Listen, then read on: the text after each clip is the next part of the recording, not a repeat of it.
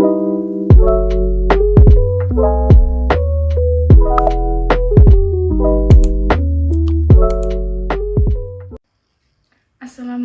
warahmatullahi wabarakatuh. Perkenalkan, saya Erlinda Luciana, NIM B200-190-187 dari kelas Akuntansi Keuangan Syariah E, Program Studi Akuntansi Fakultas Ekonomi dan Bisnis Universitas Muhammadiyah Surakarta, angkatan 2019. Di sini saya akan mempresentasikan hasil kerja saya sebagai wujud dari tugas ulangan tengah semester pada mata kuliah Akuntansi Keuangan Syariah di semester 6 yang saya berjudul Perkembangan Akuntansi Keuangan Syariah di Indonesia.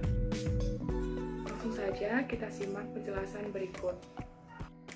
Perkembangan akuntansi keuangan syariah di Indonesia.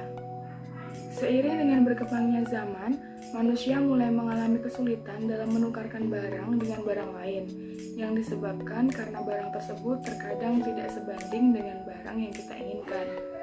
Hal tersebut menyebabkan kurang efisiennya barter pada saat itu, hingga pada saat manusia telah menemukan alat tukarnya, yaitu uang. Mulai dari situlah para pedagang melakukan pencatatan secara sederhana. Setelah munculnya Islam pada zaman Rasulullah dan terbentuknya Daulah Islamiyah di Madinah, yang kemudian dilanjutkan oleh Khulafaur Rasyidin, terdapat undang-undang akuntansi yang diterapkan untuk perorangan, perserikatan atau syarikah atau perusahaan, akuntansi wakaf, hak-hak pelarangan penggunaan harta atau hijar, dan anggaran negara. Di dalam Al-Quran juga telah dijelaskan pada Quran Surat Al-Baqarah ayat 282. Berikut merupakan potongan dari Quran Surat Al-Baqarah ayat 282 yang artinya, "Hai orang-orang yang beriman, apabila kamu bermuamalah tidak secara tunai untuk waktu yang ditentukan, hendaklah kamu menuliskannya. Dan hendaklah seorang penulis di antara kamu menuliskannya dengan benar. Dan janganlah penulis enggan menuliskannya sebagaimana Allah telah mengajarkannya." Dalam surat tersebut jelas disebutkan bahwasanya apabila kita melakukan transaksi tidak secara tunai, maka kita hendak menulis atau mencatatnya dengan benar, jujur, tanpa melebihkan atau mengurangi jumlah transaksi. Gunanya pencatatan itu sendiri adalah menjaga apabila terjadi perselisihan antara penjual dan pembeli, maka ada bukti yang sah yang bisa ditunjukkan. Selanjutnya, perkembangan akuntansi zaman Rasulullah.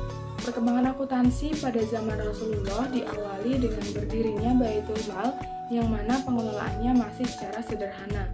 Hingga pada masa pemerintahan Abu Bakar, perubahan yang cukup signifikan terjadi pada masa Khalifah Umar bin Khattab yang dikenal dengan istilah diwan, di mana diwan tersebut merupakan proses pencatatan akuntansi yang sudah dicatat dan disimpan. Perkembangan Baitul Mal pada masa Khalifah Ali bin Abi Thalib sudah dikelola dengan baik dan sesuai dengan ajaran Rasulullah.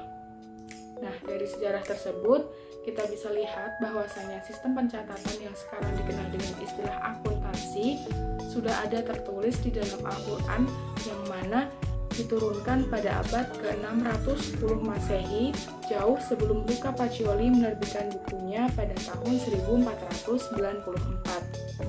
Dari puncak pengembangan pengolahan akuntansi mencapai tingkat tertinggi pada masa Daulah Abbasiyah. Karena pada masa ini, akuntansi diklasifikasikan pada beberapa spesialisasi seperti akuntansi mata uang dan pemeriksaan buku atau auditing.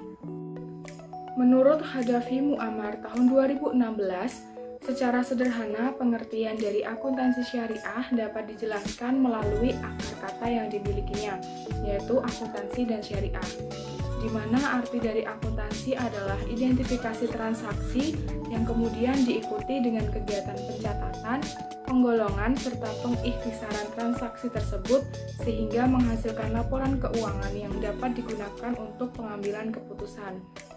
Sedangkan definisi dari syariah adalah aturan yang telah ditetapkan oleh Allah SWT untuk dipatuhi oleh manusia dalam menjalani segala aktivitas hidupnya di dunia. Dari kedua pengertian tersebut, bisa disimpulkan bahwa akuntansi syariah adalah proses pencatatan transaksi penggolongan serta pengikhtisaran transaksi yang mana prosesnya tidak lepas dari ketentuan syariat yang telah ditetapkan oleh Allah SWT, sehingga menjadi laporan keuangan yang dapat dipertanggungjawabkan. Faktor yang mempengaruhi perkembangan akuntansi di Indonesia.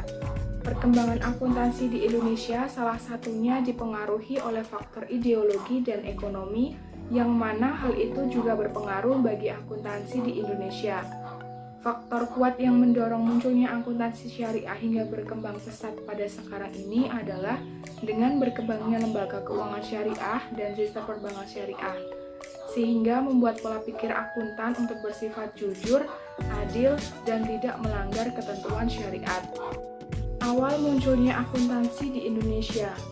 Akuntansi pertama kali dikenal di Indonesia sekitar tahun 1960-an, itu pun masih bersifat konvensional yang merupakan adaptasi dari perkembangan akuntansi dari negara Italia.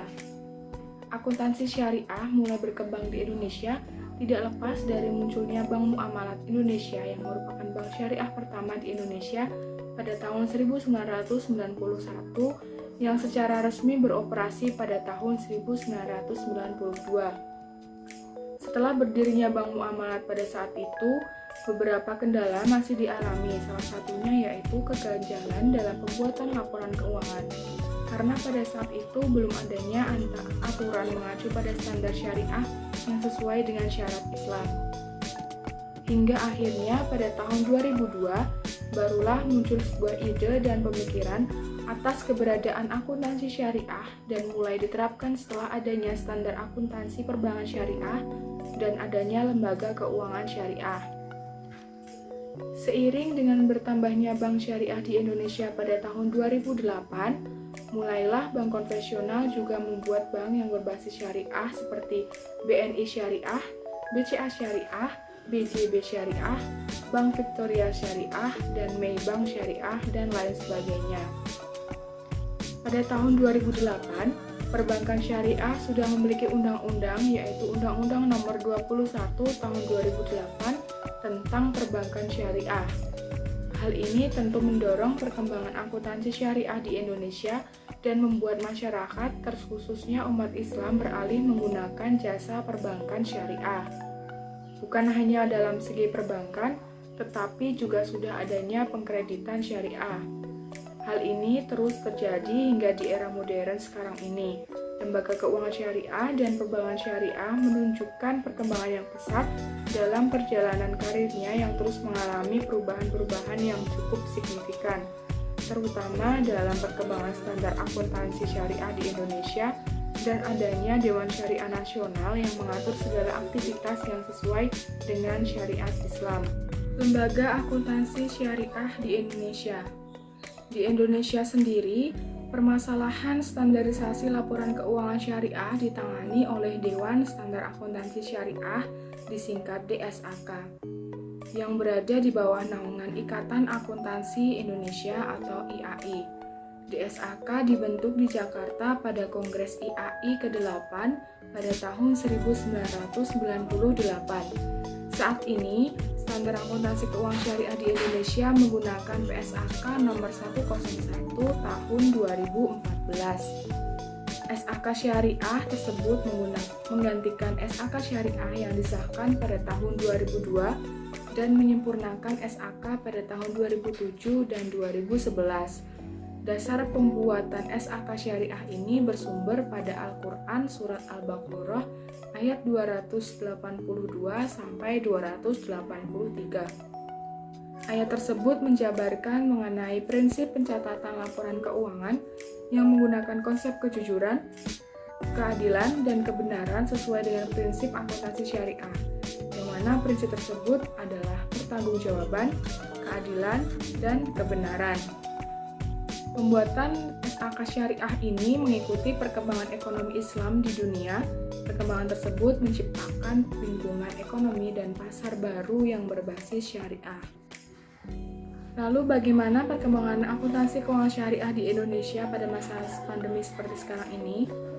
Menurut Otoritas Jasa Keuangan atau OJK, pertumbuhan bank syariah pada masa pandemi ini cukup melambat dibandingkan tahun 2019 yang menembus angka 6%. Tetapi pertumbuhan bank syariah masih lebih baik dibandingkan dengan bank konvensional. Dibuktikan dengan pertumbuhan pinjaman yang diterima di bank syariah per Mei 2020 sebesar 0,14%. Di sisi aset tumbuh 9,35% dan juga dana pihak ketiga tumbuh 9,24%.